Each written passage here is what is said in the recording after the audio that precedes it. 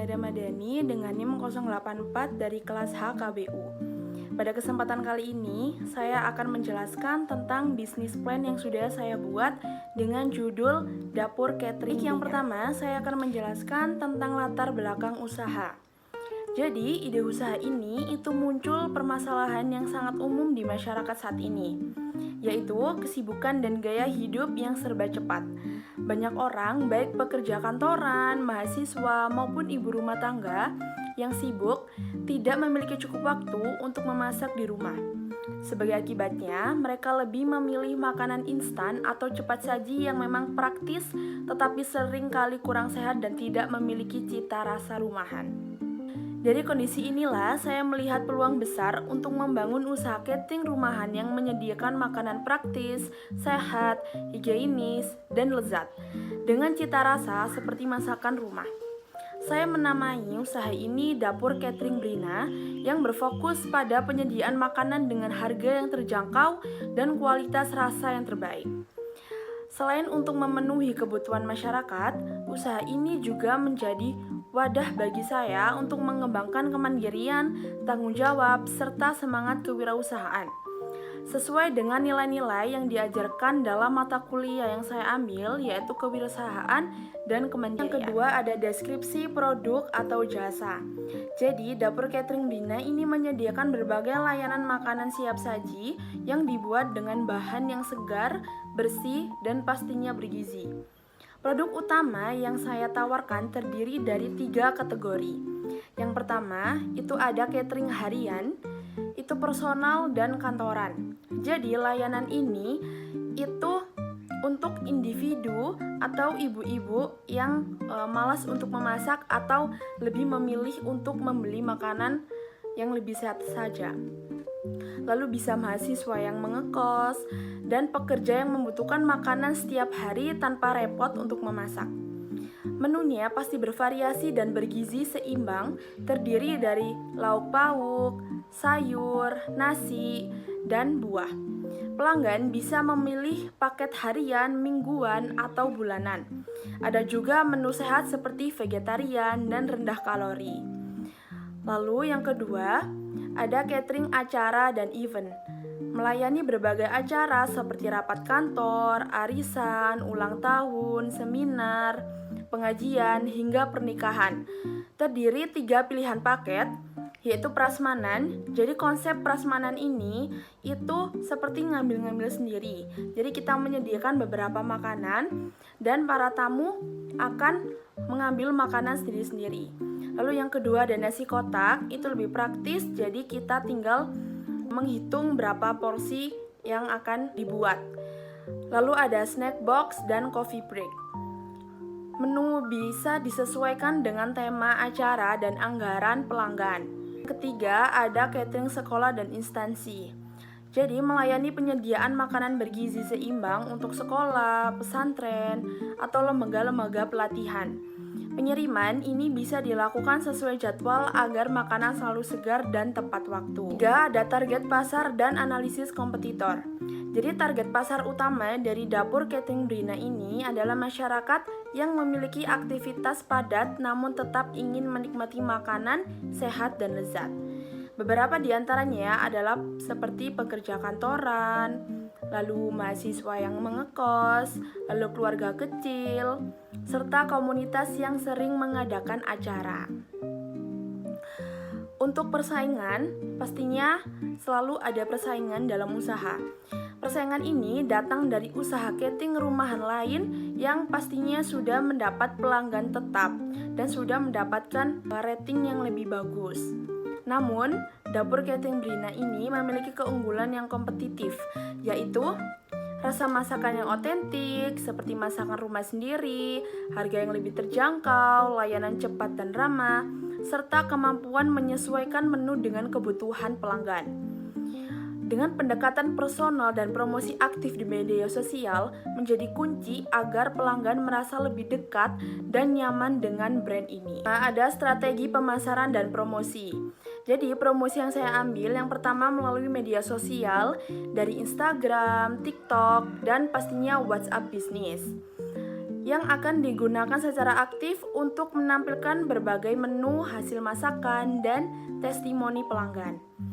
Untuk Instagram, saya gunakan untuk memposting foto dan video makanan dengan tampilan yang menarik, menu harian, serta promo yang terbaru. Lalu untuk TikTok akan dimanfaatkan untuk membuat video singkat yang menunjukkan proses memasak, lalu tips memilih menu yang sehat, hingga kegiatan dapur sehari-hari agar lebih dekat dengan pelanggan. Lalu ada WhatsApp Bisnis. Ini saya gunakan untuk komunikasi langsung, melayani pemesanan, dan memberikan respon cepat terhadap pertanyaan pelanggan. Lalu selanjutnya ada promosi dari mulut ke mulut. Jadi promosi dari mulut ke mulut ini itu menjadi strategi utama yang paling efektif. Jadi pelanggan yang puas akan menjadi peluang yang besar bagi bisnis ini. Oleh karena itu, Dapur Catering Brina selalu menjaga kualitas rasa, kebersihan, lalu pelayanan, dan kecepatan pengantaran. Dan setiap pelanggan akan diberlakukan dengan ramah dan diberikan pengalaman yang menyenangkan saat memesan, sehingga mereka terdorong untuk merekomendasikan ke teman, tetangga, atau rekan kerjanya. Dan saya juga akan membuat program referral, jadi pelanggan yang berhasil mengajak orang lain akan mendapat potongan harga di pemesanan berikutnya. Lalu, saya juga akan membuat program diskon dan promo yang menarik.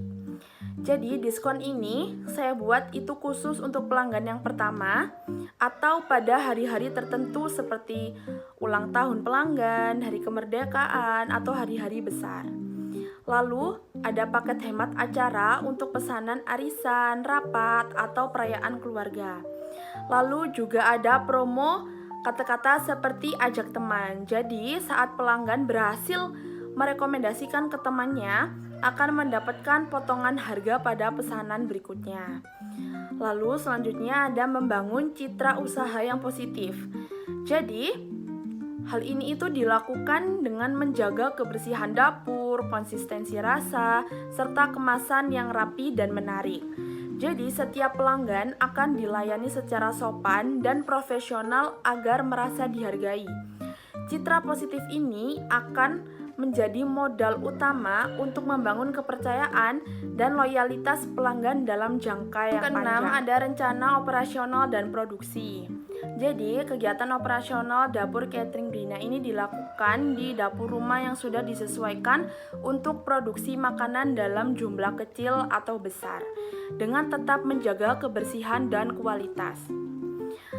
Jadi, untuk proses kerja ini dimulai dari perencanaan menu dan pembelian bahan baku segar setiap paginya, yang diperoleh langsung dari pasar atau pemasok lokal. Setelah itu dilanjutkan dengan proses memasak dengan bantuan saudara dari 1 hingga 2 tenaga dapur, dengan memperhatikan cita rasa, takaran, dan kebersihan. Setelah makanan siap, dilakukan pengemasan menggunakan wadah yang rapi dan pastinya ramah lingkungan, serta diberikan label usaha sebagai identitas produk.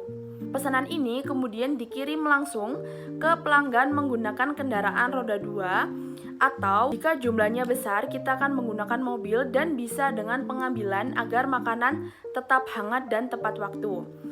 Setiap hari dilakukan pengecekan rasa, kebersihan, dan evaluasi pesanan untuk menjaga kualitas dan kepuasan pelanggan. Ketujuh, ada rencana keuangan singkat.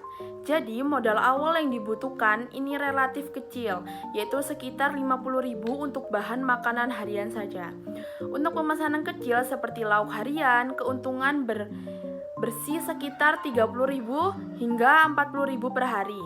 Sedangkan untuk pesanan besar seperti 10-20 porsi dengan harga 25.000 per kotak atau per porsi, itu total pendapatannya bisa mencapai 250.000 sampai 500 ribuan dengan laba bersih sekitar 100 hingga 200 per pesanan. Jadi dengan rata-rata 2-3 pesanan besar per minggu, keuntungan bulanan diperkirakan antara 1 juta sampai 2.500.000 tergantung jumlah pesanan dan jenis menunya. Kedelapan, ada nilai kemandirian dan etika bisnis. Jadi dalam menjalankan usaha ini ada dua nilai utama yang selalu saya pegang adalah kemandirian dan etika bisnis. Yang pertama, kemandirian ini berarti menjalankan usaha dengan kemampuan sendiri. Mulai dari perencanaan produksi hingga pemasaran tanpa bergantung pada bantuan besar dari orang lain. Hal ini itu mencerminkan semangat wirausaha sejati yang gigih, kreatif, dan berani mengambil keputusan. Lalu yang kedua, ada etika bisnis. Ini diterapkan dalam setiap aspek, mulai dari kejujuran, dalam menentukan harga, menjaga kualitas bahan, hingga pelayanan sopan kepada pelanggan. Dapur Catering Brina juga berkomitmen untuk bersaing secara sehat tanpa menjalankan usaha lain. Jadi nilai-nilai ini menjadi dasar agar usaha tidak menghasilkan keuntungan tetapi juga memberikan manfaat dan kepercayaan di mata masyarakat. 9. Ada penutup dan refleksi diri. Dari pembuatan bisnis plan Dapur Catering Brina ini, banyak pelajaran berharga yang saya dapatkan, terutama mengenai bagaimana cara merencanakan dan mengelola usaha dengan baik. Proses penyusunan bisnis plan mengajarkan pentingnya perencanaan yang matang sebelum memulai usaha, mulai dari analisis pasar, pengelolaan keuangan, strategi pemasaran, hingga pengaturan operasional produksi. Melalui bisnis plan ini dipahami bahwa kesuksesan usaha tidak hanya ditentukan oleh ide yang bagus, tetapi juga oleh kemampuan dalam menyusun strategi, mengatur modal, dan memahami kebutuhan konsumen. Selain itu, pembuatan bisnis plan ini juga memberikan pelajaran tentang pentingnya kemandirian, kedisiplinan, dan tanggung jawab dalam berwirausaha.